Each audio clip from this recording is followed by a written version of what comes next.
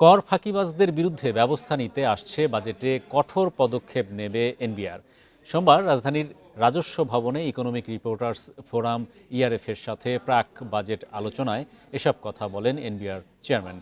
এ সময় তিনি আরও জানান, চলতি কর বর্ষে অনলাইনে জমা পড়া 15 লাখ রিটার্নের 10 লাখই শূন্য। এই ঈদে জামা জুতো অ্যাক্সেসরিজের ডিসকাউন্ট।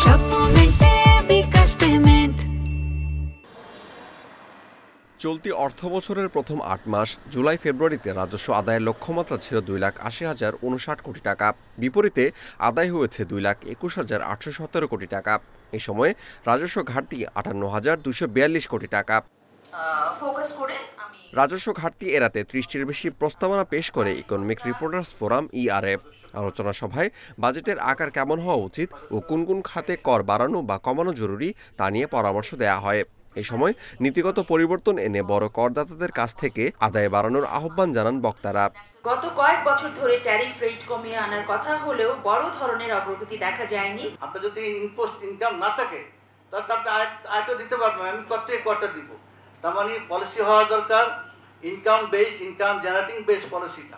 এদিকে কর ফাঁকির বিরুদ্ধে এনবিআরের কার্যক্রম অনেক কম বলে স্বীকার করেন সংস্থাটির চেয়ারম্যান। বলেন, আগামীতে কর ফাঁকি রোধে সবচেয়ে বেশি নজর দেওয়া হবে।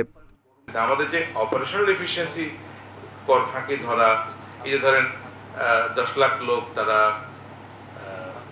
ট্যাক্স দিল না, তাদেরকে একটু খোঁজখবর নেওয়া যে আসলে কি তারা ট্যাক্স না দেওয়ার মতো লোক, নাকি তারাও চাইলে মিনিমাম ট্যাক্স দিতে পারত। এই জায়গাগুলোতে আসলে আমাদের কাজ অনেক কম হয়েছে। আমরা মনে করি যে আমাদের এখন ফোকাসটা এই দিকে দিতে হবে।